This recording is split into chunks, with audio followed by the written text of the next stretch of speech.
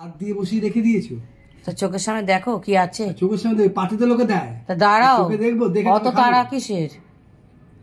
অত তারা কিসের? তুমি যেমন খাটো আমিও খাটি। না না, আমি যেন স্নান করে থাকতে পারি, তুমি ভালো মতোই জানো। দেখো আগে চিংড়ি মাছ ভাপাটা দেবো না গাটি কচু তরকারি দেবো? গাটি কচু দাও, গাটি কচুটা খেয়ে নি, তবে চিংড়ি মাছ। গাটি কচু চিংড়ি মাছ দিয়েই করেছি। দেখে তো মনে হচ্ছে একলা হয়েছে।